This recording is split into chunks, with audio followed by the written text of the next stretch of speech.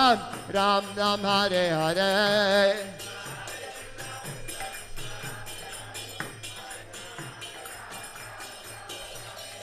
Hare Krishna Krishna Krishna Hare Hare, Hare Ram Ram Ram Hare Hare.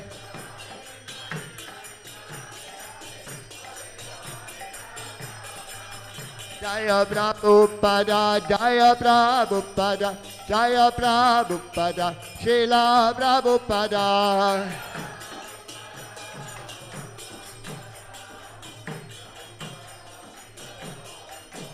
Jaya Prabhupada, Jaya Prabhupada, Jaya Prabhupada, Srila Prabhupada.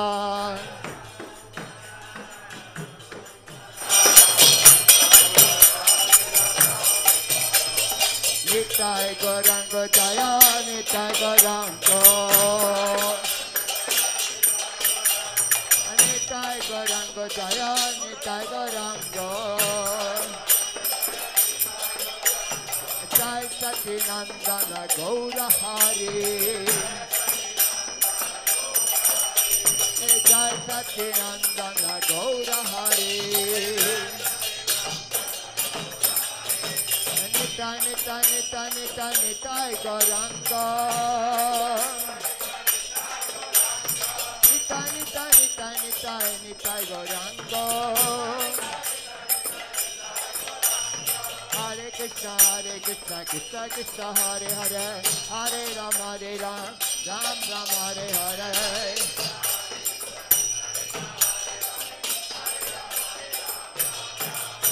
Hare Krishna Krishna Krishna Hare Hare, Hare Ram Ram Ram Hare Hare.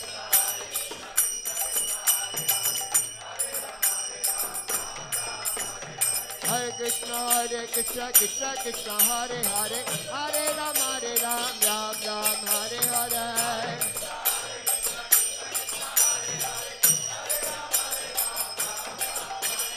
Hare Krishna Krishna Krishna Hare Hare, Hare Ram Ram Ram Hare Hare.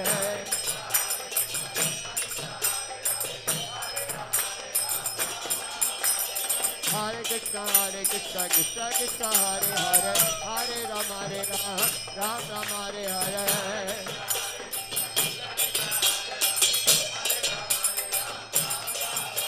Hare Krishna Krishna Krishna Hare Hare, Hare Rama Rama Rama Hare Hare.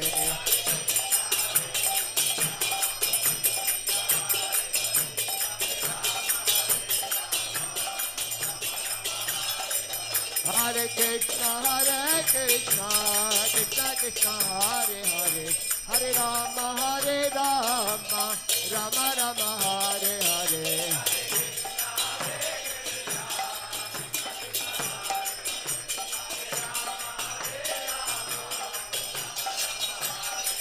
Hare Krishna Krishna Krishna Hare Hare, Hare Rama Rama Rama Hare Hare. Hey, Badahari.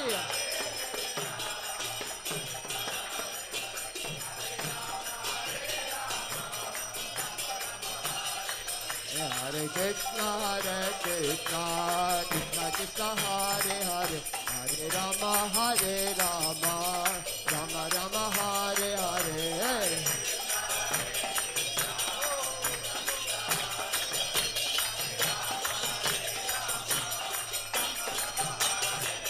Hare Krishna Krishna Hare Hare, Hare Rama Rama Rama Hare Hare.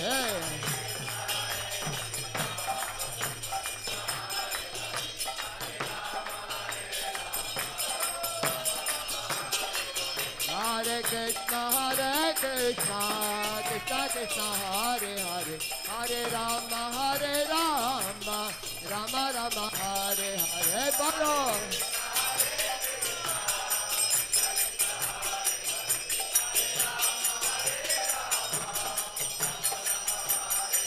Hare Krishna Krishna Krishna Hare Hare, Hare Rama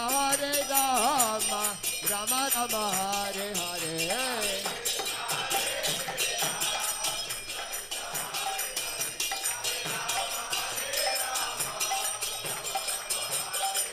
Hare Krishna, Krishna Krishna, Hare Hare, Hare Rama, Rama Rama, Hare Hare.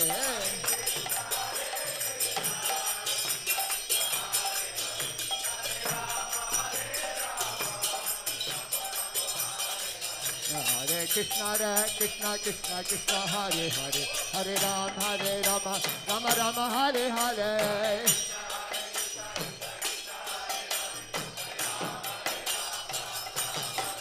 Hare Krishna, Krishna Krishna, Hare Hare, Hare Rama, Rama Rama, Hare Hare.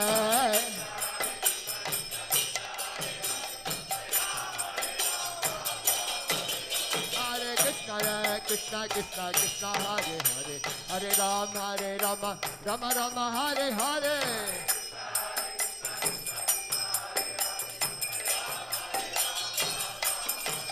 Hare Krishna, Krishna Krishna, Hare Hare, Hare Rama, Rama Rama, Hare Hare.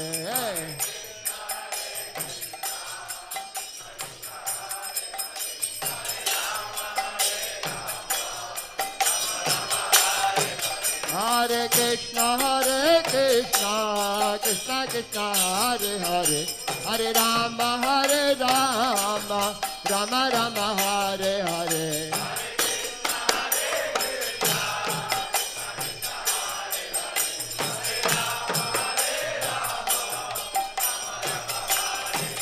Nitai Gaura Hari Bol, Hari Bol, Hari Bol, Nitai Gaura Hari Bol.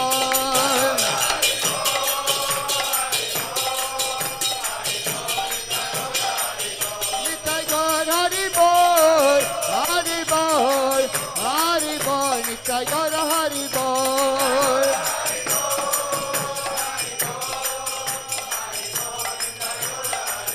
Jaya Prabhupada, Jaya Prabhupada, Jaya Prabhupada, Srila Prabhupada.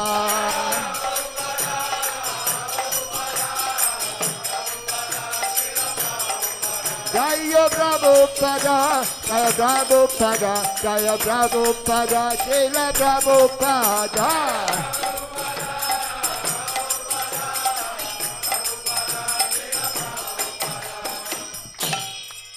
Jai Om Vishnupad Paramangsa Paripatrakacharya Sutara Satasisi Mat His Divine Grace A.C. Bhaktivedanta Goswami Maharaja Srila Prabhupada Ki Jai. ISKCON Vandacharya Srila Prabhupada Ki Jai. Namacharya Srila Haridas Thakur Ki Jai. Prem se go Shri Krishna Chaitanya Prabhu Nityananda Sri Advaita Gadadhar Sri Vasadi Gaura Bhakta Vrinda Ki Jai. Sri Sri Radha Krishna Gopa Gopinath Shyama Kunda Radha Kunda Giri Govardhan Ki Jai. Mayapudam Ki Jai. Vrindavan Ki Jai. Ganga Devi Ki Jai. Yamuna Devi Ki Jai. Tulasi Devi Ki Jai. Bhakti Devi Ki Jai. All glories to the assembled devotees. All glories to the assembled devotees. All glories to the assembled devotees. Gaura Premananda. Hari Hari Bol. All glories to Sri Guru and Sri Gauranga. Glories to Srila Prabhupada Ki Jai.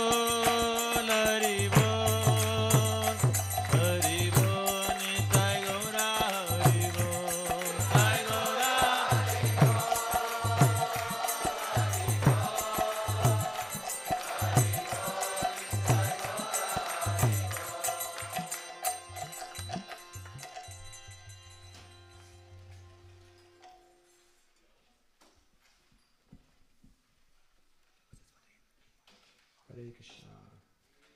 So thank you everyone for coming this morning. So we'll continue our discussion on the language of love. And today we'll do slightly differently.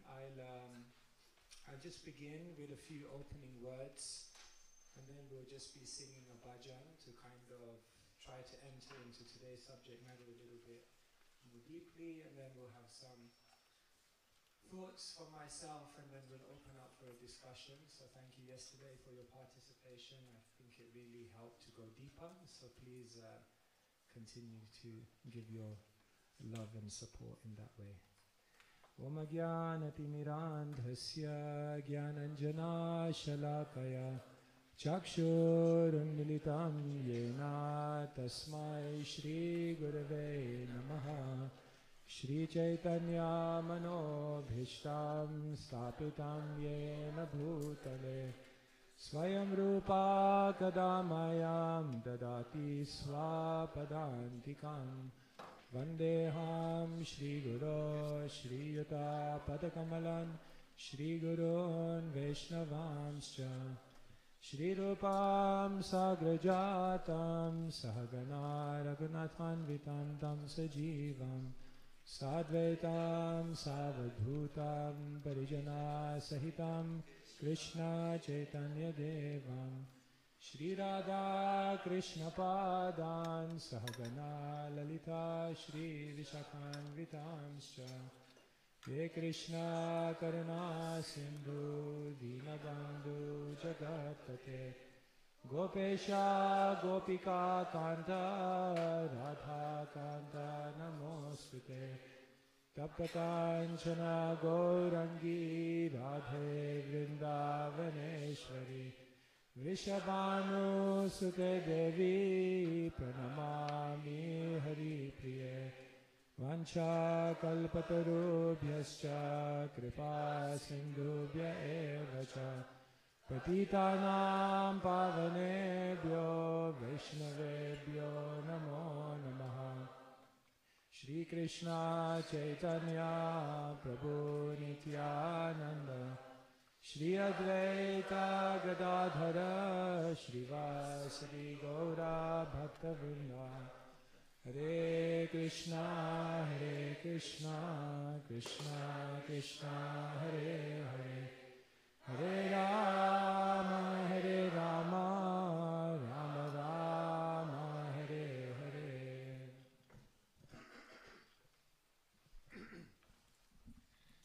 Nitya Siddha Krishna Prem Sadhya Kabunoy Shravanadi Siddha Chite Kareya Yudoy. Srila Prabhupada quoted this many times. That love is situated within the heart. It's not something unfamiliar. As we read these narrations of the language of love, sometimes we may feel, wow, this is so far away, this is so difficult. But actually, this is the natural state of each and every living being. But it just has to be uncovered, and that can be possible in the association of devotees discussing, hearing and chanting Shravanadi Sudhachite, because it's very purifying to hear the talks of Krishna. So we are discussing the language of love, and yesterday we began by talking about Rupa Goswami's definition of love, which really sets the bar, is the reference point for everything.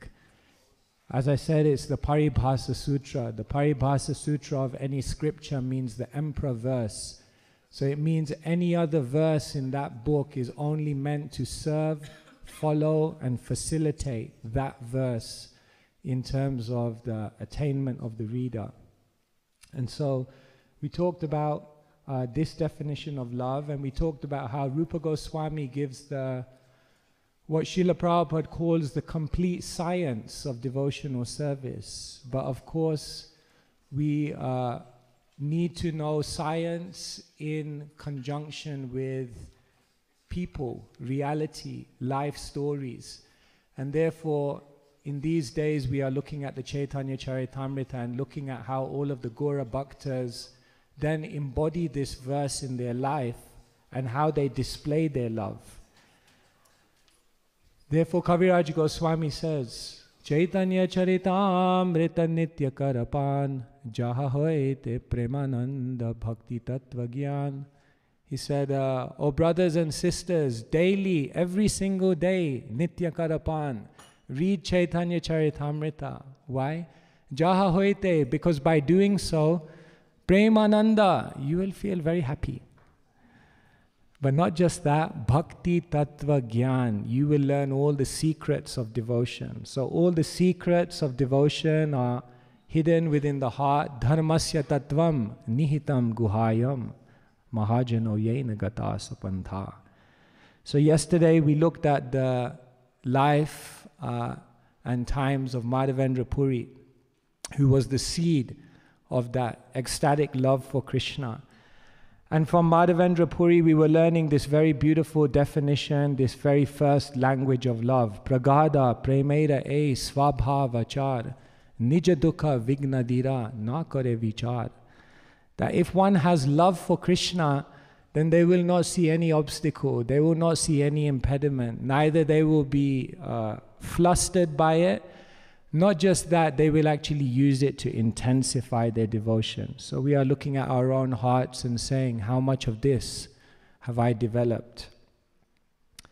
So we had a very nice discussion. Yesterday someone asked the question, why is it that we get obstacles but we don't know the reason behind them? If we knew the reason behind them, then it would help us to overcome that obstacle. So it's a very good question. And it was kind of annoying me throughout the day because I didn't feel as though I addressed it properly. But I thought of an example just to put it there because it was on my mind. Why is it that knowing the reason for our difficulties won't necessarily help to overcome it? And the example I thought of was this. See if you can relate to it. Imagine tomorrow someone would come to you and say, there has been, someone has given some feedback for you that they observe that you're becoming very, very proud. What do you think your first question would be when someone says that? Or your first response? Okay? Any other response? Who said it? That would be my response. There's a much more elevated response there. Why do you think that? That was a very Vaishnava response. But most of us would probably ask, well, who was the person that said it? That would be the first thing that we would want to know. Now, if that person would tell you, oh, Gaurahari said it. Or not Gaurahari because he's very cultured, gentle Vaishnava, but they may name a name. So-and-so said it. Then in your mind, what would probably then happen is you would begin to think, oh, that person, what is my relationship with that person? Why would they say such a thing? What are the past historical interactions I've had with that person?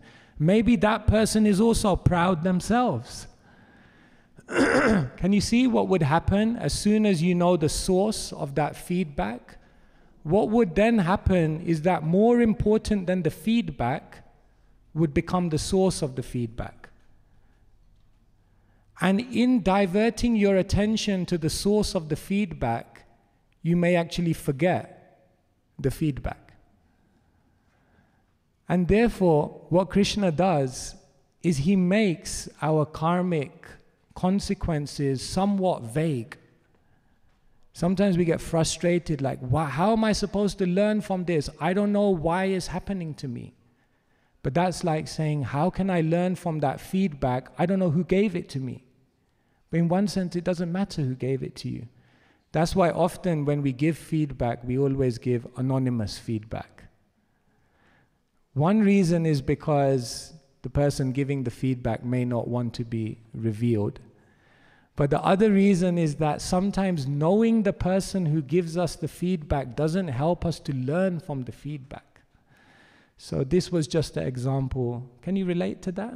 Yeah, that's kind of the reason. If you're wondering why Krishna sometimes makes it so mysterious, why things are happening to us, because it doesn't always help to know the causality of it.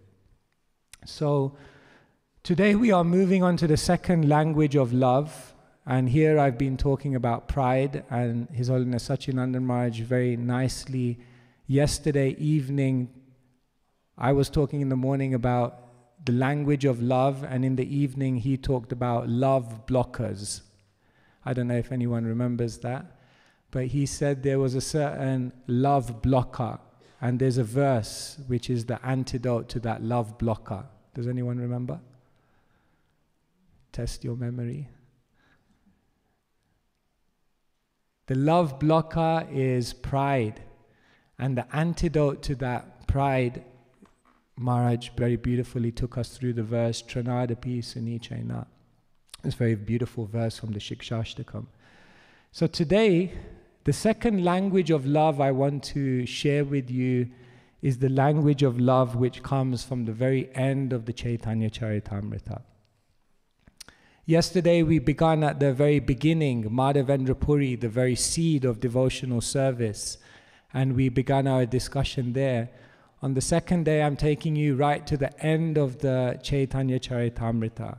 The very, very final chapter of the Chaitanya Charitamrita is the Shikshashtakam. Sri Chaitanya Mahaprabhu's explanations on his main instructions to the world.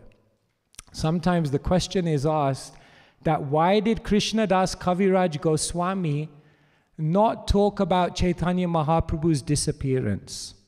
Sometimes that question is asked. Because if he's the most authoritative biographer, if his biography is the most comprehensive, then why does he not talk about the disappearance pastime of Sri Chaitanya Mahaprabhu in the Chaitanya Charitamrita? So one explanation that's given is that it was too painful for Krishna Das Kaviraj Goswami. He was already in his 90s. He said, I'm shaking, I'm blind, my memory is fading. And perhaps for such a Premi Bhakta to then begin to contemplate the disappearance of Sri Chaitanya Mahaprabhu, who was situated in the innermost chambers of his heart, that would be too much. Maybe it would cause his death. So often it said, no, Kaviraj Goswami didn't want to go there because it was too painful, too dangerous. But another explanation is given. That Kaviraj Goswami, what he does is he ends the Chaitanya Charitamrita with the Shikshashtakam. And by doing that, by ending the Chaitanya Charitamrita with the Shikshashtakam and not the disappearance of Mahaprabhu, he's teaching us something very, very deep and profound. He's teaching that actually Chaitanya Mahaprabhu never disappeared. Because the final thing that he narrates is the instructions of Chaitanya Mahaprabhu. And in the instructions of Chaitanya Mahaprabhu is always alive. Chaitanya Mahaprabhu is always active. Chaitanya Mahaprabhu is ever reciprocating with the devotees who embody these instructions. And so some commentator says this was the teaching that Kaviraj Goswami wanted to give us, that even Srila Prabhupada writes in the beginning of the Bhagavatam, the spiritual master lives forever in his instructions, and the follower lives with him. In other words, Chaitanya Mahaprabhu didn't pass away. Chaitanya Mahaprabhu didn't disappear. Chaitanya Mahaprabhu's pastimes are going on even today. Even Bhaktivinoda Thakur says that. Adyapiha shay lila kaha gaura roy, kona kona bhagyavan dekhi bar boy. Adyapiha shay lila kaha gaura roy. Gauranga's pastimes are going on even today. Kona kona bhagyavan. But who is that fortunate person? Dekhi bar, they can see. Who is that fortunate person who takes the instructions of Mahaprabhu to their heart? So, in this final chapter of the Chaitanya Charitamrita, the Shikshashtakam is given. It's not given as 8 verses in a row. That is later on compiled. But what happens is these 8 verses are recited by Mahaprabhu, and in between these verses, Kaviraj Goswami gives his commentary, his reflection, his realization. And so when Chaitanya Mahaprabhu in the 20th chapter of the Shikshashtakam recites the verse, Tranadapi Sunichaina Tarodapi Sahishnana Amanina Manadena Kirtaniya Sadahari, then Kaviraj Goswami begins to reflect on that verse. And when he begins to reflect on that verse, he tells us another language of love. So this is very, very powerful. And today I am raising this because this one is also very, very mysterious, very difficult to understand. So Chaitanya Mahaprabhu tells us, be more humble than a blade of grass. This is so important. Bhaktisiddhanta Saraswati Thakur, he used to say, this is the Siddha Pranali mantra of Gaudiya Vaishnavas.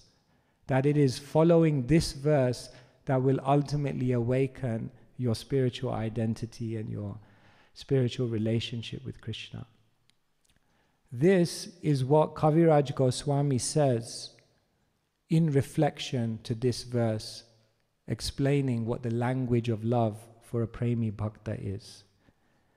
So you can repeat after me. Premera svabhava yaha premera sambandh Se mane Krishna mora nahi prema gandh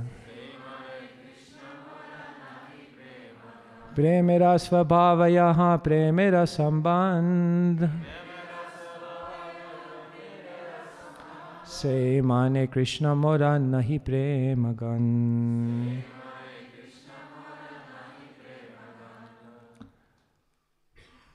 Wherever there is a relationship of love of Godhead, its natural symptom is that the devotee does not think himself a devotee. Instead, he always thinks that he has not even a drop of love for Krishna. Humility is the language of love. Love is humbling. The scriptures are constantly telling us that dainya and prema go hand in hand. Not only do they go hand in hand, but they actually nourish each other. Now this is very, very mysterious, because the first thing is, when we hear the humble outpourings of the pure devotees, it's very, very difficult to understand whether are they actually feeling like this. And the second thing that's very, very difficult and mysterious to understand is that in their deep humility and feelings of lowliness, how are they able to be so joyful and ecstatic? So these are two mysterious things which come when we hear about the humility of the pure devotees. So we're going to sing a song, and this is a very, very famous song. This is a song written by Bhaktivinoda Thakur, on which he reflects on his life. And perhaps of all our Vaishnav songs, this is a Vaishnav song which even Srila Prabhupada says in the purport to this song, it really brings out the humility of a Vaishnav. In the commentary to this song, Srila Prabhupada actually says, the humility of the pure devotee is the reality of the conditioned soul. So actually, when we read this, if we're humble, we may see some of this within ourselves. But we will sing this song and try to also look at the reflections of Bhaktivinoda Thakur as we're singing. They're here on the screen. And try to now, in the next hour, we are trying to enter in and understand the humility of a pure devotee. How do we actually compute all of this? So are we okay to sing this? Yeah. Okay. So Devadharma Prabhu will sing. He's a much better singer than me.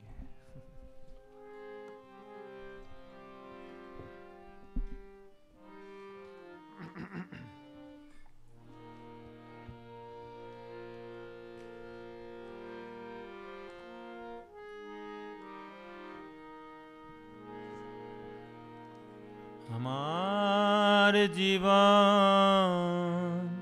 सदा पापेरत नहीं को पुण्यर less हमार जीवन सदा पापेरत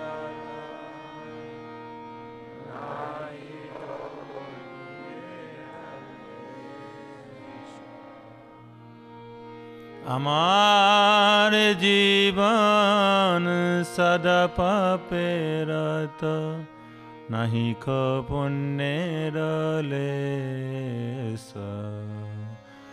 আমার জীবন সদা পাপে রত নাহি কো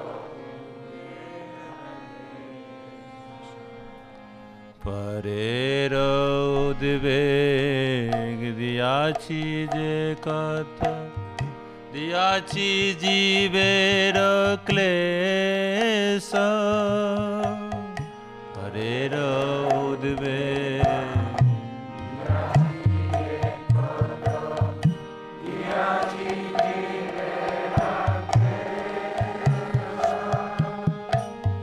পরের উদ্বেগ দিয়াছি যে কথা দিয়াছি জীবের ক্লেশ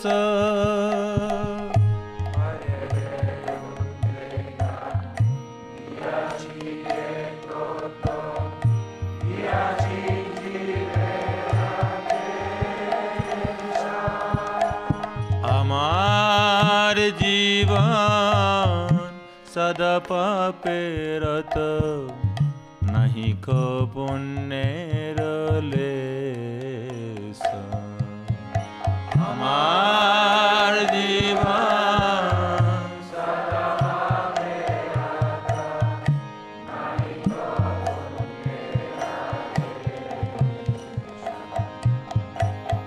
নিজ সুখ লাগি পাপে নাহি ডরি দয়াহীন স্বার্থপর নিজ সুখ লাগি পাপে নাহি ডরি দয়াহীন স্বার্থপর পর সুখে দুঃখী সদা মিথ্যা ভাসি পর দুঃখ সুখ পর সুখে দুঃখী সদা মিথ্যা ভাসি পর সুখ আমার জীবন সদা পাপে রত নাহি কো পুণ্যের লেশ আমার জীবন সদা পাপে রত নাহি কো পুণ্যের লেশ অশেষ কামনা হৃদি মাঝে মোর ক্রোধী দম্ভ পরায়ণ কামনা হৃদি মাঝে মোর ক্রোধী দম্ভ পরায়ণ অশেষ কামনা হৃদি মাঝে মোর ক্রোধী দম্ভ পরায়ণ শেষ হৃদি মাঝে মোর ক্রোধী দম্ভ পরায়ণ মদমত্ত সদা বিষয়ে মোহিত হিংসা গর্ব বিভূষণ মদমত্ত সদা বিষয়ে মোহিত হিংসা গর্ব বিভূষণ মদমত্ত সদা বিষয়ে মোহিত হিংসা গর্ব বিভূষণ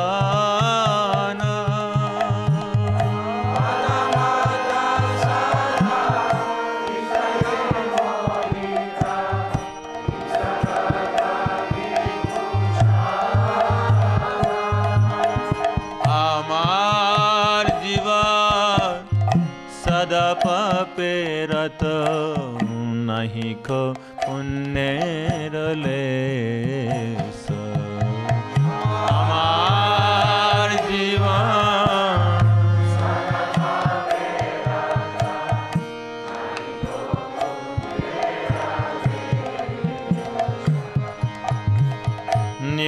निद्रालसहत सुकार्ये विरत अकार्ये उद्यगिया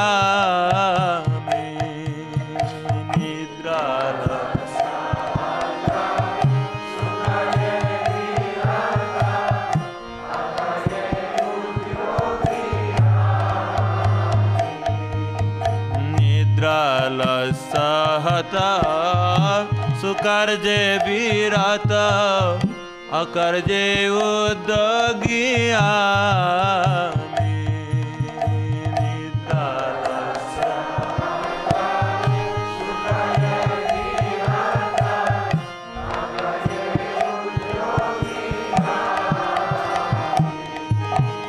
प्रतिष्ठा लागिया सठ आचरण लभहत सदा हामी प्रतिष्ठा लागिया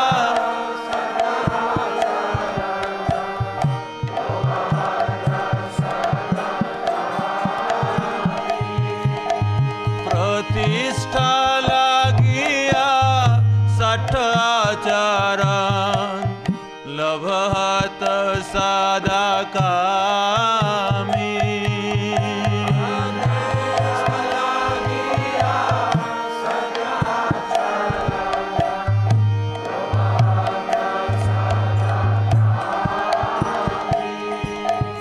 আমার জীবন সদা পাপেরত नहीं को पुण्येर लेस আমার জীবন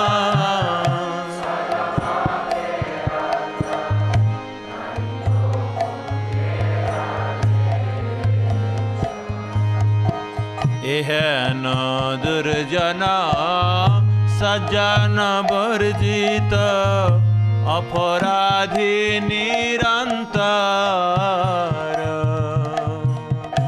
एहन दुर्जना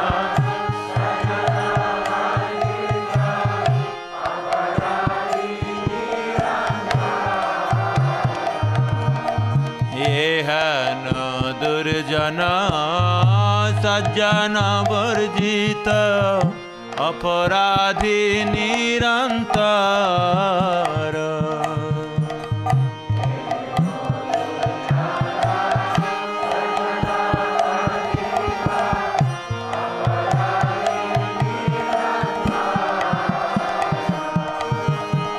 शुभ कार्य सुन्न साधनार्थ मना नाना दुखे जर जार शुभ कार्य सुन्न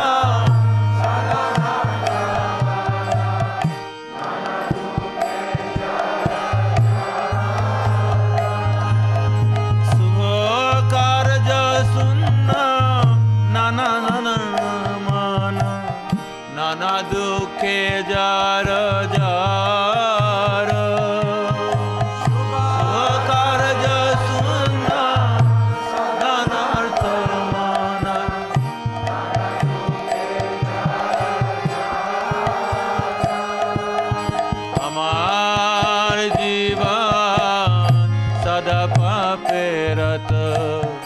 नहीं को पुण्येर लेस हमार जीवन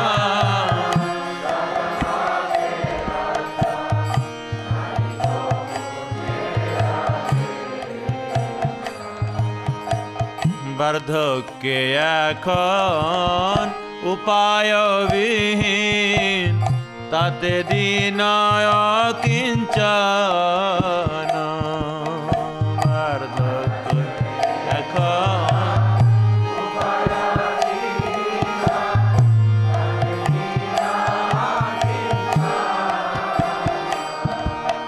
বার্ধক্যে এখন উপায়বিহীন, তাতে দিনয় কিঞ্চন। বার্ধক্যে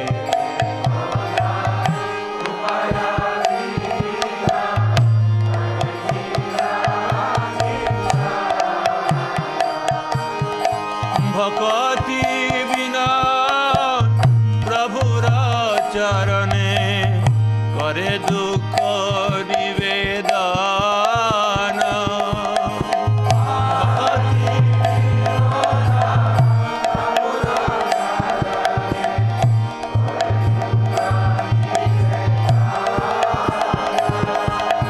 ভকতি বিনা প্রভুর চরণে করে দুঃখ নিবেদন।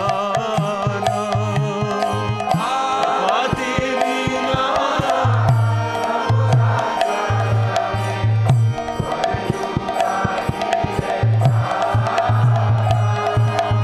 আমার জীবন সদা পাপেরত, অনেক পুণ্যের লেশ। আমার জীবন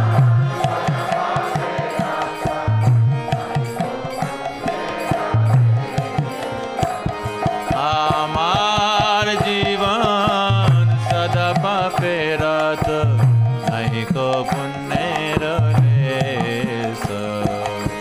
আমার জীবন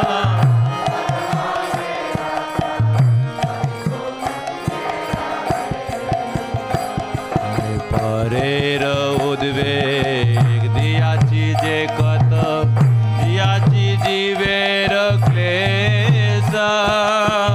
পরের উদ্বেগ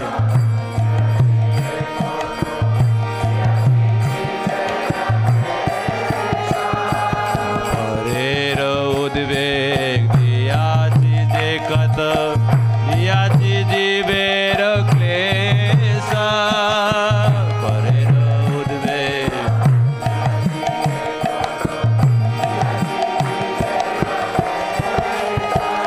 আমার জীবন সদা পাপেরত, অনেক পুণ্যের লেশ। আমার জীবন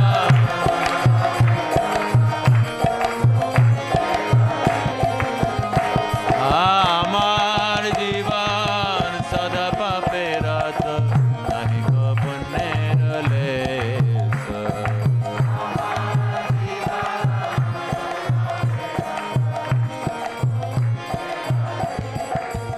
হরে কৃষ্ণ হরে কৃষ্ণ, কৃষ্ণ কৃষ্ণ হরে হরে, হরে রাম হরে রাম, রাম রাম হরে হরে। হরে কৃষ্ণ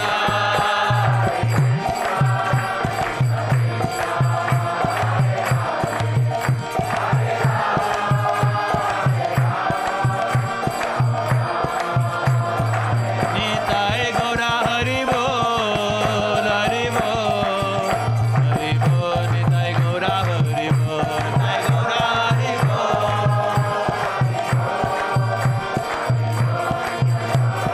জয় জয় প্রভুপাদ, প্রভুপাদ, প্রভুপাদ, জয় জয় Prabhupada.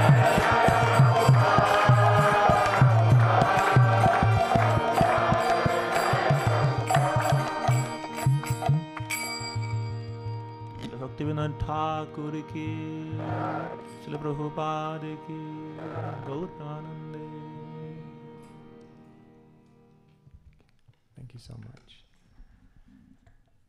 So this is a very, very incredible song. If we just, for some moments, reflect on all of these verses, what I've done in the past to get the full effect of it is sing it in English.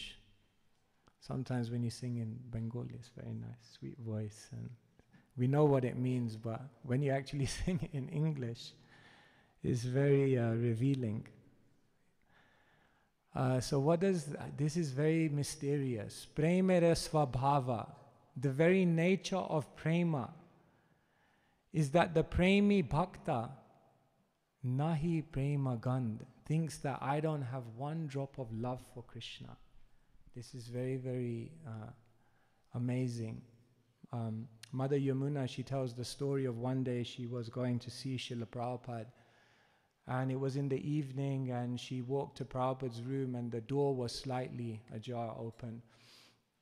So she looked in and there was just a lamp, and it was very dark and there was just a lamp, and Srila Prabhupada was inside and he was alone. And Srila Prabhupada was just sitting with his harmonium. So she thought, maybe I should not go in now. This is maybe a moment of Prabhupada's meditation. And Srila Prabhupada began singing, Hari Hari Bifale Janama Gonainu Manusha Janama Jal Radha Krishna Na Bhajiyar. Srila Prabhupada began singing this line that, oh my Lord, I have uselessly wasted my life because I did not worship you. So Prabhupada sang the line once, and then he sang it again, and then he sang it again, and again, and again. She said he must have sung it maybe 20 times, again and again. Deeply meditating on this, connecting on the meaning of this. Because a pure devotee is feeling more and more humble. As one develops more and more prema, then more and more humility is arising in the heart. If there is no humility, then it's a worrying sign. Balaram was traveling on pilgrimage and he came to the forest of Naimisharanya, and Romaharshan Sutta was lecturing on the Bhagavatam to all the sages there. And when Balaram came in, then everyone paid respect as it should be. But Romaharshan Sutta did not come off the Vyasasan and offer his respects. And Balaram, who is the Adi Guru, which means he's the original spiritual master. Guru also means heavy, so he's the original heavy personality. So he gave a heavy chastisement to Romaharshan Sutta. He said, Adantasya vinitasya vrita pandita manina na gunaya bhavanti sma natasyeva jitatmanaha. He's very heavy. He looked at Romaharshan Sutta and he said, Adantasya vinitasya, you have not learned humility. Vrita pandita manina, but you think you're a great scholar. Na gunaya bhavanti sma, by all your study, no good qualities came about in your heart. Natasyeva jitatmanaha, your practice of shastric study and spiritual life is simply a natya, a drama. You're an actor. Because na gunaya bhavanti sma, the good qualities, the gentle qualities. Kaviraj Goswami says in the Chaitanya Charitamrita that a tree laden with fruits will naturally bow down. That is the nature. So this humility is coming about in the heart of someone who is actually developing love. How can we feel like this? Look at these verses. How can we feel like this and not become depressed? This is also a great mystery. So I was thinking, how can I creatively try to share? His Holiness Krishna Ksetra Maharaj yesterday was encouraging us to be creative and encouraging us to be artistic and encouraging us to be playful. So on your order, Maharaj, I'll try to bring some creativity into this presentation to display humility. So I'm going to show you something on the screen. Just bear with me, and I hope it will lead towards me trying to share my understanding of this with you.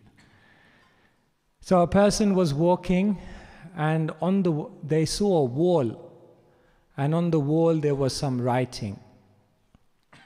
And in the mood of being creative and artistic, this was the writing on the wall. Art is pointless. Bear with me. You have to go out and get an actual job. and make a living. You can't just let the rest of your life be a joke, a failure. You will end up a starving artist. Contribute to society instead of wasting time. You're worthless.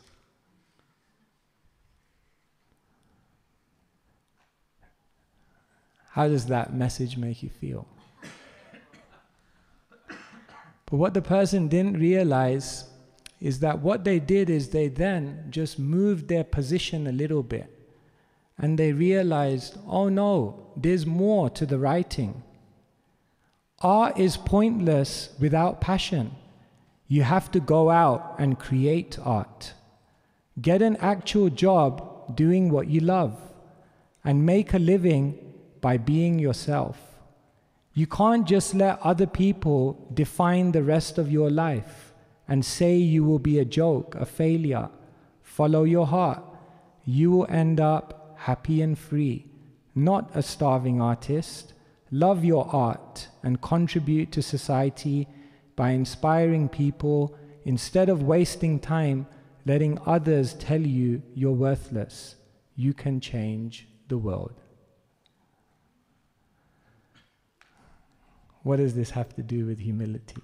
You may be wondering.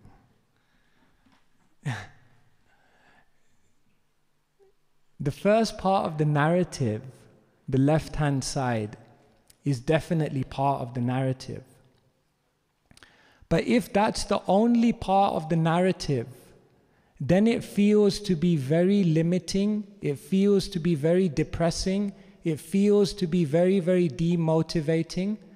But when you move your vision and see that along with that narrative, there is another narrative that goes with it, then that same narrative which seemed to be demoralizing and depressing becomes empowering, enthusing, enlivening, and uplifting. This is basically Vaishnava humility. Because what the Vaishnavas are doing is in their heart, they are thinking all of these things. And they actually think it. It's not that Bhaktivinoda Thakur is just saying this, that, it's just poetic, it's just a song. They actually feel this. I have so far to go. I don't have the strength. I feel very weak. I have many problems within me. But along with that narrative, what is the other narrative in their mind? That I have also made progress. I have many opportunities to serve. I don't have strength, but I also have access to mercy. I made so many mistakes, but it's okay. Krishna likes to help the fallen. I feel very weak, but the Vaishnavas are always there as the stick of support. My path is very, very difficult, but yes, many have already come before me and walked that path. I have many problems within me, but Krishna gave us the scriptures to solve all the problems. So in the heart of a pure devotee, what's happening is that these emotions are coming very, very strongly. But what is also coming is these emotions. And when these emotions come, then it actually fuels these emotions. And when these emotions come up within the heart, the devotee still feels happy and hopeful because these emotions are very, very strong. And therefore, when we hear Bhaktivinoda Thakur saying all of these things, he actually feels it. But he also knows that the process of Krishna consciousness, the spiritual wealth, is also, he has an incredible realization of that. The same Bhaktivinoda Thakur that's saying, Amar Jivan Sadepa Perata, my whole life is useless. That same Bhaktivinoda Thakur is writing another song, and what does he say? Jai Dina Grihe, Bhajana Dheki, Grihe Te Goloka Bhai. Every single day when I go home and I do my bhajan, I feel like the whole spiritual world has manifested before me. That's interesting. So on one hand, the whole spiritual world is manifesting in his home, and in another song he's saying, my whole life was useless, I wasted my time. This is the mysterious nature of Vaishnava humility, that in their feelings of lowliness, They are seeing the greatness of Krishna. The analogy we often give is that if you see a mountain from very far, then it looks big. But what happens is when you get closer and closer to the mountain feels bigger and bigger, and in comparison, you feel yourself to be smaller and smaller. This is basically Vaishnava humility. That when one is actually getting closer to Krishna, one is feeling the greatness of Krishna more and more and more. And in relation to the greatness of Krishna, in relation to the greatness of the process, in relation to the greatness of the Vaishnavas, I am feeling myself to be smaller and smaller and smaller. But the irony is, you're actually getting closer to the object of your love. So when you get close, you feel small, but you feel small because your appreciation of the goal is bigger and bigger. So this is why you see the devotees are having so deep realizations. Humility. So this humility, you will see it coming again and again in Vaishnava literature. And perhaps of all the qualities to develop, humility is one of the most difficult. It feels like. But actually it's the most natural. If we are cultivating both sides of this mindset, and you see this, here I'll show you verses from the Chaitanya Charitamrita which show the two sides of humility. Krishna Das Kaviraj Goswami is saying, Durgame patimaindhasya skalat pada gater muhu svakripa yastidanena shanta shantva valambanam. On one hand, he's feeling very fallen. My path is difficult. I'm blind. I'm slipping again and again. But then on another hand, he's feeling himself to be so hopeful because the saints are there and they will lend me their stick of mercy as my support. Fallen, but hopeful. Here is Kaviraj Goswami again. When they asked him, can you write Chaitanya Charitamrita? What was his response? Murkha nicha kshudra ami vishaya lalas Vaishnava gya bole kore eite ka sahash. He says, Murkha nicha kshudra ami vishaya lalas. I'm foolish, I'm lowborn, I'm insignificant, I'm always desire material enjoyment. And then he goes on to write Chaitanya Charitamrita. So if you actually felt like that, would you take on the task to write Chaitanya Charitamrita? He says, yes, I'm going to do it. Why? Vaishnava gya bole kore eite ke sahash. Because the Vaishnavas have ordered me, and the power of the Vaishnav's instruction is too strong. It's too strong. Is more powerful than my disqualification. This is why a Vaishnav never becomes depressed in their humility, because they know that the power of Krishna, Krishna's devotees, and the power of the spiritual energy can trump my own material disqualification. Here is Kaviraj Goswami again.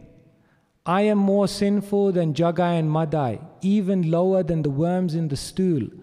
Anyone who hears my name loses the results of his pious activities. Anyone who utters my name becomes sinful. Deep feelings of being fallen. But then what does he say? Who in this world but Nityananda could show me his mercy to such an abominable person as me? Because he is intoxicated by ecstatic love and is an incarnation of mercy, he does not distinguish between the good and the bad. Here again we're seeing that humility is based on an understanding of the mercy and opportunity and greatness of Krishna and Krishna's devotees. So these are the two sides of Vaishnava humility. And this is basically the mindset of the Premi Bhakta, that they are feeling very, very fallen, but very, very hopeful. And on our journey to Krishna, on our journey to developing love for Krishna, if we can nourish both sides of these, not independently, but actually combinedly together, then what happens is that becomes a very, very powerful combination to awaken higher emotions of love. Dainya and prema, as I mentioned, are always nourishing each other to lead to higher and higher levels of spiritual experience. And so this is basically what is happening. So yes, we must first come to that conclusion of being humble. Humility really is the beginning of knowledge. Therefore, in the 13th chapter of Bhagavad Gita, when Krishna is talking about the process of actually becoming realized, then the first two things he says is amanitvam, adambitvam. One should be humility and pridelessness. Amanitvam means humility, and adambitvam means pridelessness. Some commentators ask, why did Krishna say both of those things? Because they seem like the same thing. What's the difference between amanitvam and adambitvam? One commentator says the difference between them is that amanitvam refers to one not being puffed up by good qualities that they've been given by Krishna. And pridelessness, adambitvam, he says, means that one is not puffed up by making up things about themselves. So there's two ways to become puffed up. One is that you make up things about yourself that you don't actually have. Or the second thing is you get proud about the things that Krishna has given you. There are two ways to become proud. So the devotee thinks they don't have this. I was... Rupa Goswami and Sanatana Goswami's story is very, very interesting, because they also express very, very deep humility in their first interaction with Chaitanya Mahaprabhu. And it's very interesting to know the background to where that humility comes from. So I'll just tell you this story. I've not actually read this story in Shastra anywhere, but one of Srila Prabhupada's contemporaries, he tells this story. I think it has a very deep lesson, so I'll share it with you. Rupa Goswami and Sanatana Goswami, they had taken up posts in the Muslim occupational government, but they were in love with Sri Chaitanya Mahaprabhu, so they were sending letters to Mahaprabhu. They wanted to run away, they wanted to be free of everything, they wanted to just be with Sri Chaitanya Mahaprabhu. So then what happened is Sri Chaitanya Mahaprabhu wrote them back a letter. And the letter had a cryptic verse. Paravyasinini nari vyagrapi grihakarmashu tadeva svadayatyantar navasangara sayanam. So Mahaprabhu sent this letter back to Rupa Goswami. And it was a cryptic verse. He wanted to run away and join Mahaprabhu. In reply, Mahaprabhu sent a cryptic verse. And what was the verse? When a woman is married, but she has another man who she's in love with, then what she does is she stays at home and she does all of her duties even more attentively, so that her husband will not suspect that her heart is in another place. So that was the cryptic reply that Mahaprabhu gave to Rupa Goswami. Basically, he was telling him, stay where you are. Don't come yet. But then at one point we know Rupa Goswami just made a decision. I've got to leave. Now, do you know what interaction sparked Rupa Goswami to eventually leave? Srila Prabhupada's godbrother, O.B.L. Kapoor, he tells in his Goswami's book. I don't know where it's from, but he tells this story. It's very interesting. He says this is the incident which sparked Rupa Goswami to give up everything. And what was the incident? The Nawab is who Rupa Goswami was working under. So the Nawab at this point in time was situated in Gouda. And Rupa Goswami was in Ramakeli. So what happened one day is that in the middle of the night, a messenger arrived in Ramakeli and the messenger had come from Gouda. And the messenger came with a message from the Nawab, and the Nawab said, there's some urgent business. I want you to come immediately to Gouda.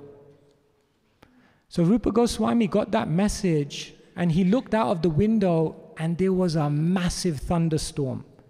There was thunder, there was rain, there was wind, but now this message had come.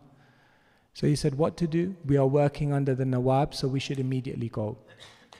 So Rupa Goswami, of course, he was in a high position, so they had palanquin carriers. So some palanquin carriers came, and Rupa Goswami was situated on the palanquin, and then in this storm and rain and wind, they started walking towards Gouda in the middle of the night. And as they were walking, they went past one village. And in this village, something happened which shifted Rupa Goswami. Because what happened is when he went through this village, he heard the voice of a washerman. And this washerman was awake, and he had heard some people walking through this storm.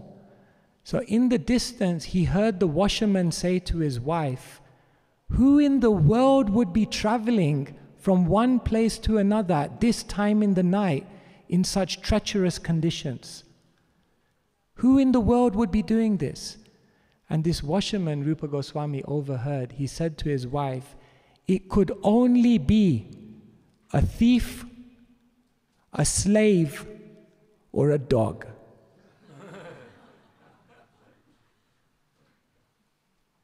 He said, no one else would be going through the rain like this in the middle of the night.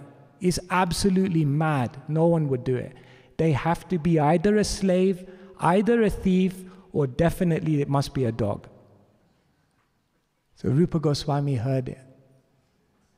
And Rupa Goswami thought, I've become a slave. I may think I'm in a high position. I may think I have so much opulence. But the slave of a king is still a slave. I have become enslaved by the material energy. I've become so enamored by all of these things. He said, he's talking about me. And then he said, thief. I'm a thief. Because Krishna gave me this body, and then what did I do with this body? I sold it in the service of the Nawab. This body should be used for Krishna. This body is Krishna's property. Manasa deho geho jo kichu mor arpilatu epade nanda kishor. This body is for Krishna. He said, I'm a thief. I've taken this body and I'm using it for others, for some material purpose. And then he said, I'm a dog. Because a dog becomes so dependent on everyone else. And I've become dependent. I've become sold out, completely under the jurisdiction of all these material conditions. Basically, I'm a dog. So Rupa Goswami, in his infinite humility, then realized, I'm a slave, I'm a thief, I'm a dog. My whole life has become a waste.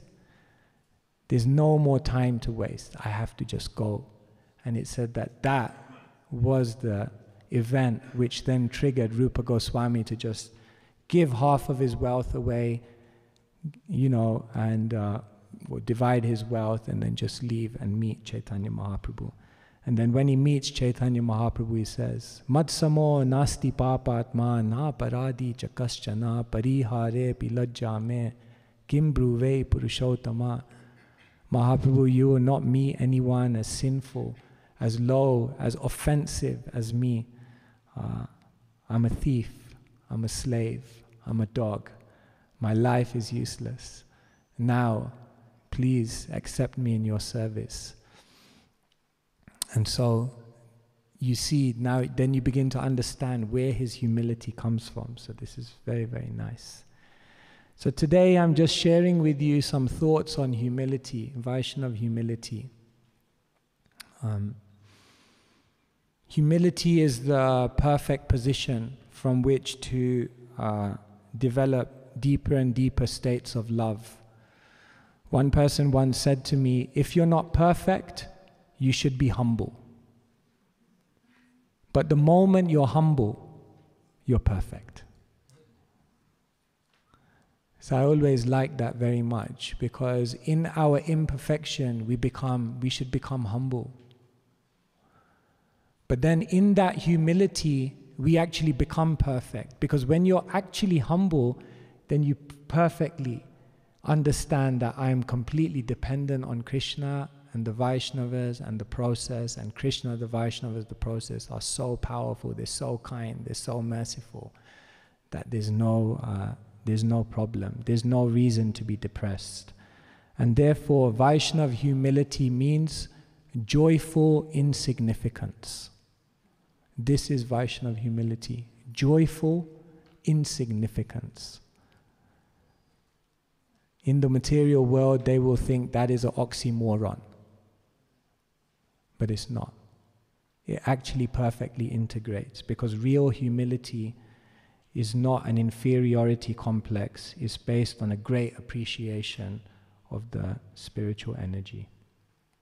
Hare Krishna, Krishna Krishna, Hare Hare. Hare Rama, Rama Rama, Hare Hare. So these were some thoughts on the second language of love. So the first language of love was from Madhavendra Puri. Love means obstacles are inconsequential. And the love language from the Shikshashtakam is that love is humbling. When one actually has love, then naturally they will feel themselves to be nahi prema gandh, not even have one drop of love for Krishna. And these are some of the different insights that the Chaitanya Charitamrita is giving us. Hare Krishna. So thank you so much. If anyone has any questions, or it doesn't also have to be a question, it can also be a comment, a reflection, or anything you would like to share. Yes, Maharaj. I have a question. This beautiful story where Rupa Goswami realized enough is enough.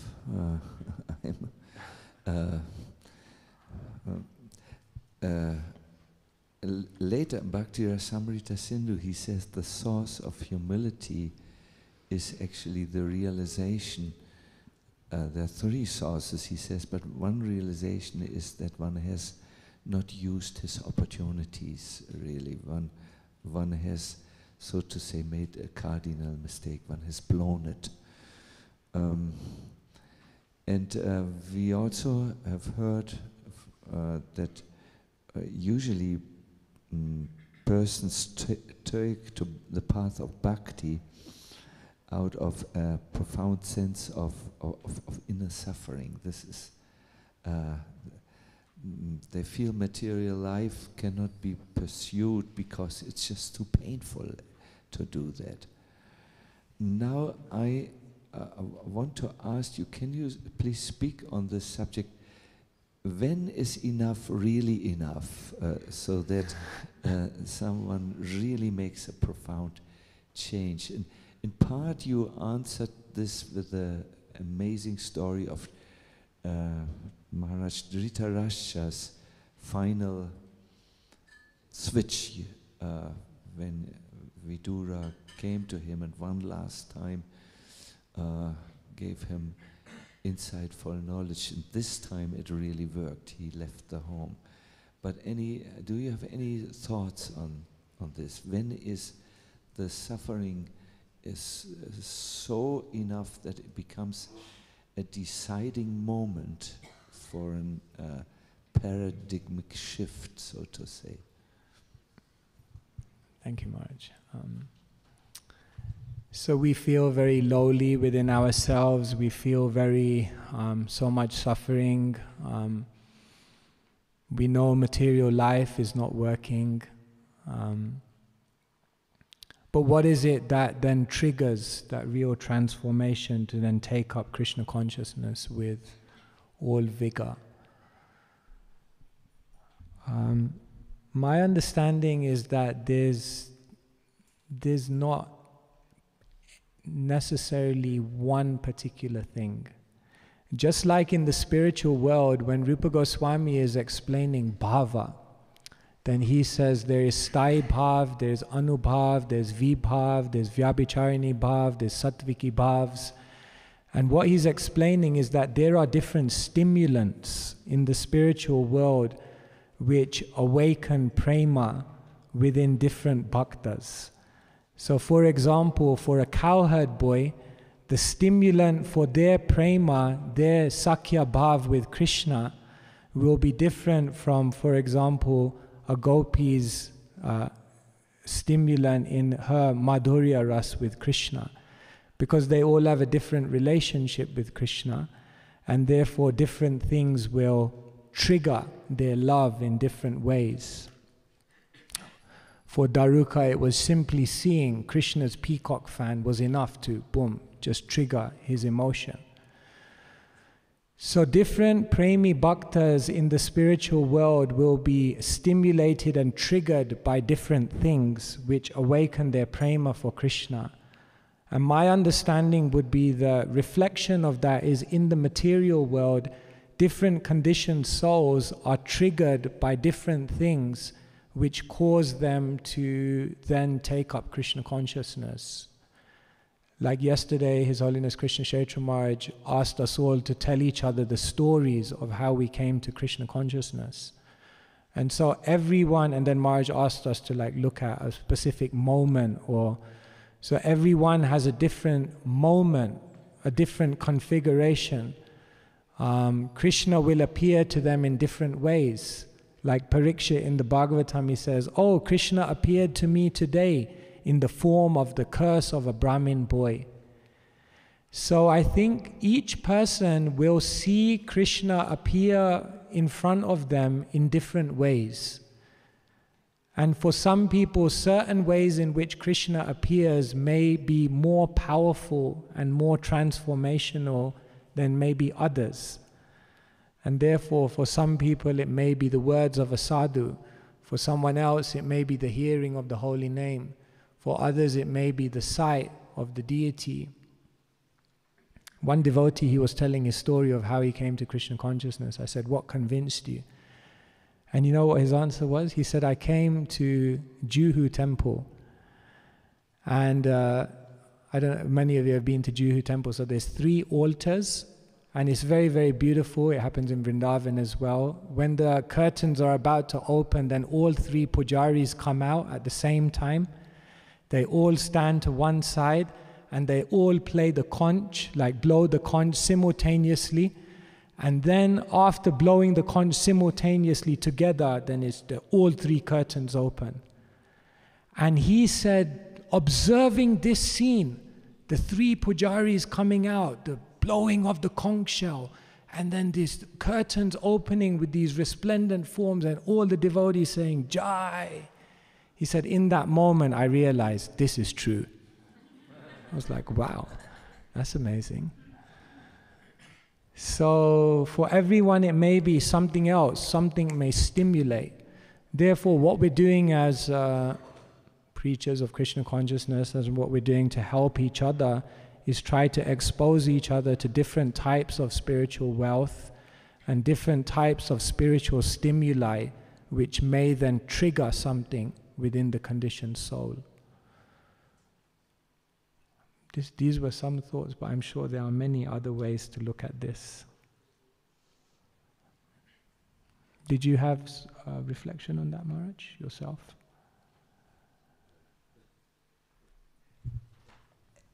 At the moment, I'm totally in the listening mode. Oh, okay. So my creative thinking is switched off. I'm just taking in. So I can't do many things at the same time. Sure, I'm this old person. Yes.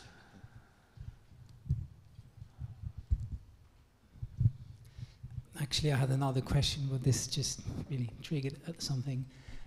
So, Rupa Goswami is also here to be a role model, and obviously he was engaged in an Avap service, kind of showing us especially as Grihasta, it's very, we can very much relate to, we are engaged in the world, we have our duties there, and a certain tension builds up also, like, oh, it takes energy, it's not always possible to be engaged in service, and a certain longing also develops to be more engaged. Obviously it needs a certain point of switch or momentum where this happens. Okay, now it's enough, and now I want to go back full into devotional service. Maybe you can say something about this tension, this momentum which is there. And obviously it's there because Rupa Goswami also went through it. Went through that point, yeah. So this Rupa Goswami goes through this point where he's been given the instruction to just stay at home, stay in the service, but then at one point it becomes too much, and we have those both almost seemingly conflicting things within our mind, our duty, our dharma, our situation, and then this longing to be with Krishna. So your question is like, how do we know when to make that switch? And how does that switch happen naturally without being forced? Yes, and also, I mean, I'm also kind of, it's for me somehow a confirmation. Also, Rupa Goswami seemed to go there. I mean, who am I compared to Rupa Goswami? And even Rupa Goswami had that, so it seems to be a natural process. There's a moment, yeah. I think the switch comes, when do we make that switch where we kind of begin to turn away from things and give ourselves to Krishna in a deeper way? Because this is what we're seeing through this story. I think probably it's two things. One is that we have to externally wait for the right time. And I think the second thing is internally we have to wait for the right time. It seems that Chaitanya Mahaprabhu telling Rupa and Sanatan not to immediately come, but to come later. Mahaprabhu does this a lot. He told Raghunath Das Goswami the same thing. Raghunath Das Goswami was like perpetually like a runaway child, running away from home. And Mahaprabhu told him, don't be a madman. Just go back for now when the time is right. Mahaprabhu told the same thing to Raghunath Bhatta Goswami. You've come, but now you go home, you look after your parents. After your parents have passed away from this world, then you come and join me. So it seems as though Mahaprabhu in his instructions to the devotees, he's basically training them that externally, when the time is right, and internally, when you're ready to make that kind of commitment, that's when you should come. Both things have to be in place. So then your next question will be, how do I know when externally is the right? That one I can't answer. That one everyone will have to think about for themselves. But it seems that yes, Rupa Goswami and Sanatan Goswami to some extent honored their situation and then left, and internally, by Krishna making them wait, by Mahaprabhu making them wait, he was fire, creating a fire within you. Rumi says the fire inside of you has to burn brighter than the fire outside of you. Then you'll be successful. So it seems as though when the fire, Krishna is expertly fueling the fire within you through different situations. And then when that fire comes to an unbearable heat, then it seems like you need to do something with this. And even though there are so many obstacles out there, your inner fire just consumes it all and you just do it. When the mango, one Vaishnava teacher says, when the mango is ripe, you don't have to pick it. It will just fall. So oftentimes we have to just wait. It's all timing. This is what I could say. I don't know. Yes, I see hands. We go maybe here and then to Manu Prabhu. I think at the back. Oh, is that a question? Oh, it's not a question. Oh, you have a question? Yes, okay.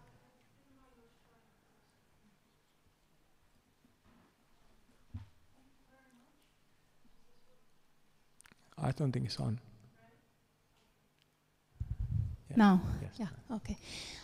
Thank you very much for the class. I just wanted to ask something actually connected more to the to yesterday's class when you were speaking about the obstacles. And you were mainly speaking, about the obstacles that happen, or that's how I got it, maybe I got it wrong, that happen externally, some external circumstances. And then, at least for me, it seems like very often, if not always, these obstacles are shaped based on our inner landscape. They are reflection of what's going on inside. And then most of, or at least in my case, most of the times I am my biggest obstacle, not that what is happening, but it's really me. So how to effectively get out of the way? Maybe it's also connected to today's topic of humility. Thank you. Thank you for raising this, actually. I wanted to talk about this yesterday, and you've raised it, so because I missed it out. Yeah, one English writer says there are already so many obstacles.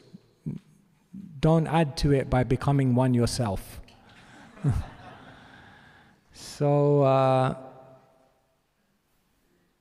if we deeply look at it, the obstacle is not the obstacle.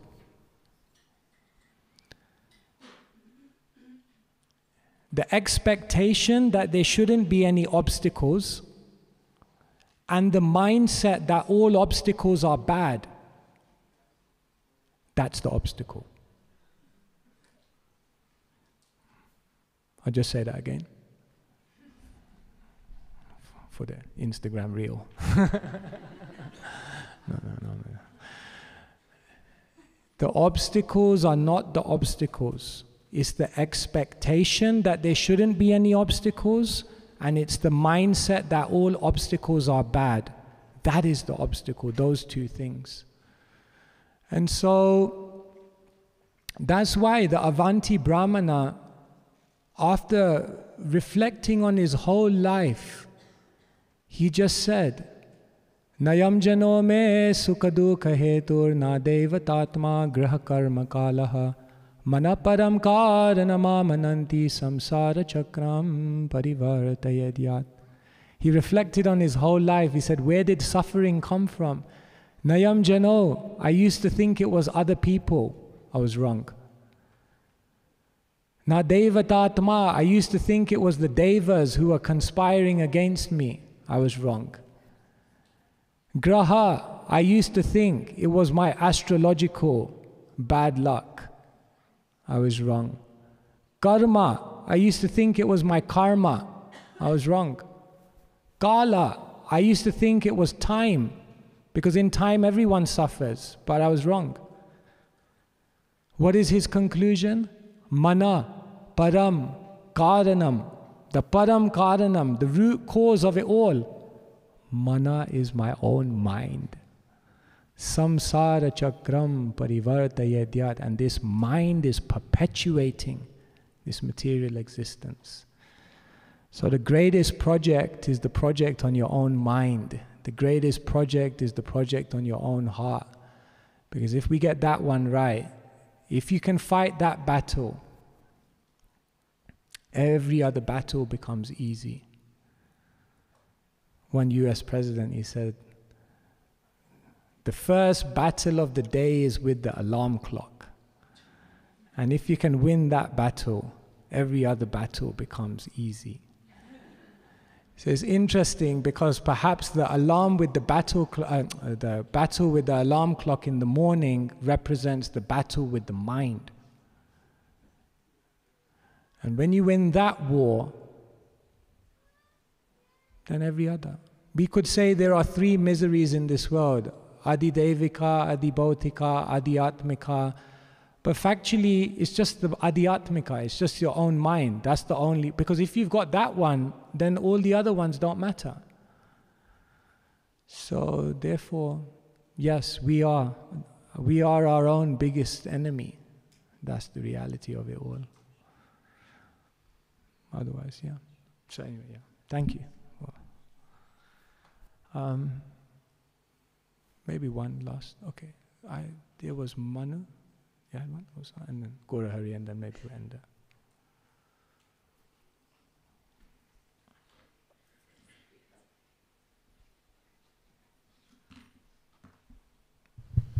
Hare Krishna Maharaj, we heard how the pure devotees are thinking. They have no devotion, no love for Krishna, and they are thinking so fallen. And so we are now as practitioners, and especially in the circle of devotees, we always also say this: we are so fallen, we have no devotion, and at least for speaking for myself, most of the time it's not really true that I think like this, but we're still saying, and I feel it's not really authentic. And when we can you maybe reflect a little bit about this, how we should behave and act and think when we are still not there, and we know we should not imitate this mood of the pure devotees, rather we should following the example. Yes, this Rupa Goswami says anukarini, anusharini. That anukarini means just to imitate the words or imitate the acts, but anusharini means to imbibe the mood and then to follow. So we often say fake it till you make it, but that also needs to have some footnotes. Fake it till you make it is good, but footnote number 1 is don't fake it so much that you think you've made it. Or don't fake it to convince others you've made it. Or don't fake it without a sincere desire to actually make it. So if you follow that mantra with these footnotes, then it will work. So we may not feel like that, but when we speak like that, and if we do it sincerely, then it imbibes that kind of mood. Why do we go in front? We are supposed to say the prayers of the great souls. We don't feel like that, but we go and we say those prayers. Rupa Goswami says, "Na prema shravanadi bhakti rapiva." I have no love. I have no, accomplishment. We don't feel like that, but we say that prayer, and then we pray to Krishna, please allow this mood to enter within my heart. So we have to try to take those words, those acts, and genuinely try to connect with the spirit of it. But another thing I wanted to say actually today, I wanted to say this today and I didn't say it, but your question has allowed me to say it. This is why questions are so good. And this is something that Sacinandana Maharaj said. I believe he was quoting, Maharaj, you were quoting Bhakti Vigyan Maharaj, who says you can practice humility on different levels. He says you can practice humility on the level of the words, the body, the mind, and the heart. Am I good? Yes.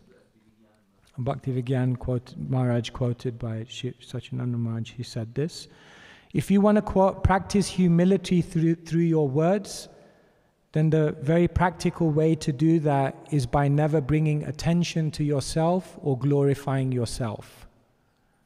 So these are some practical things. He said the way to cultivate humility on the level of the body is to always bow down and be in the service mood. He said the way to practice humility on the level of the mind is never to contemplate the faults of others and never to imbibe offensive thinking. And he said practicing humility on the level of the heart is through sincere repentance, by facing our own lowliness. So I've just said it there very, very quickly. But if you actually, I found those 4 to be very, very deep. And if you actually think about them, last year in Vrindavan, they asked me to give class on the Bhagavatam, and it was all about Krishna bowing down to Govardhan Hill. So I tried to give some reflections on bowing down. and how bowing down creates humility. Now, if you actually think about obeisances, there's a very, very deep science behind obeisances and how it cultivates humility. So here when it says like, yeah, bow down, and you may think, well, that's a bit simplistic. I've been bowing down for years. But there's actually a very deep science in all of these acts that if we understand that science, it actually awakens an emotion. So yes, there are certain things we can do to culture humility. And yes, we take the words of the great souls in their great humility, and we try to deeply bring that into our heart.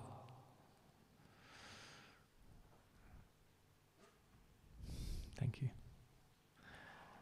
Last point from Badahari Pr. Yes.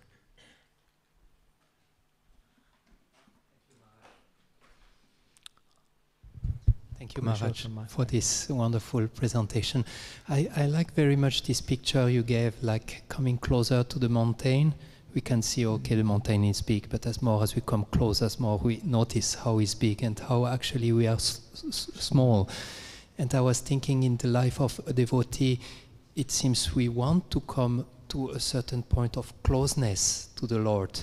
And I was remembering this verse in Chaitanya Charitamrita, where it is said that if you see the Lord with awe and reverence, this love, it's diminished the love. Yes. So I was wondering, how is it how the two goes together? How can we feel very small and Krishna very big and still have actually closeness and intimacy with the Lord? How the two goes together? Greatness and sweetness.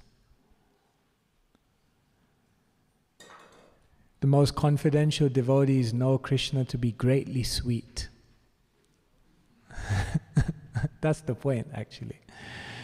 That there is a type of greatness which is understanding the greatness of the Lord in terms of His opulence.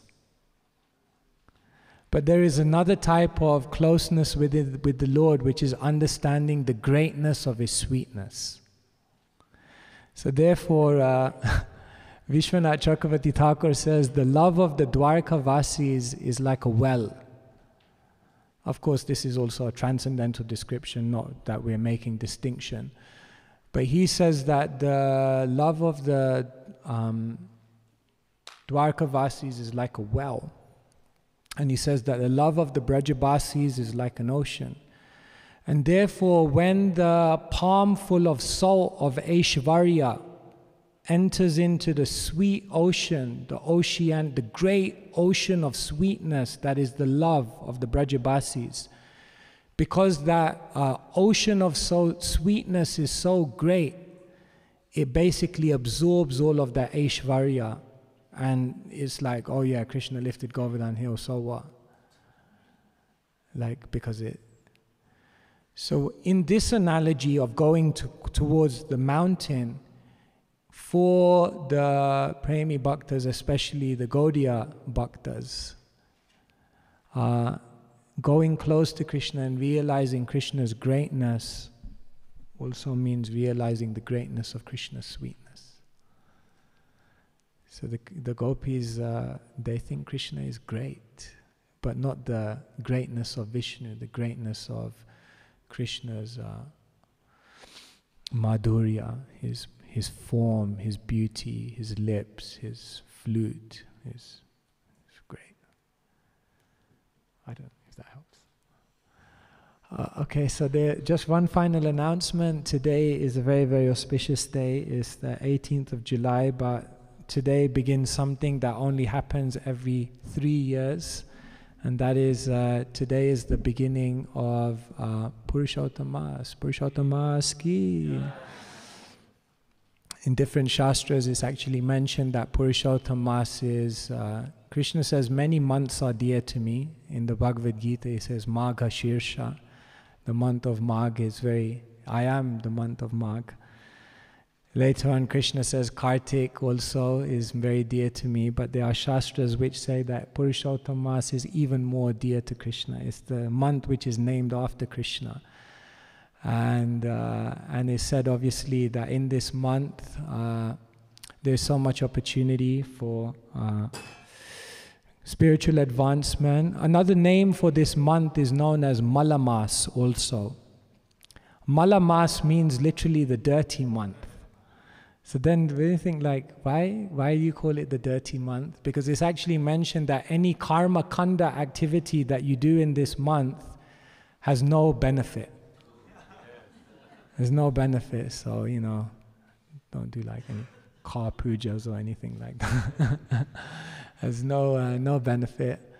But for Vaishnavas, they call it Malamas because they say, because in this month, if you don't do karma kanda and you instead engage all your time in sadhana bhakti angas, then it removes all the mala. It removes all the dirt in a more powerful way. So yes, let us inspire each other to do something more in this month and show our love for Krishna and try to awaken this love and humility. Thank you so much. Grantaraj Srimad Bhagavatam ki jai, Shri Chaitanya Charitamrita ki, Srila Prabhupada ki, Jai Nitai Gaura Premanande.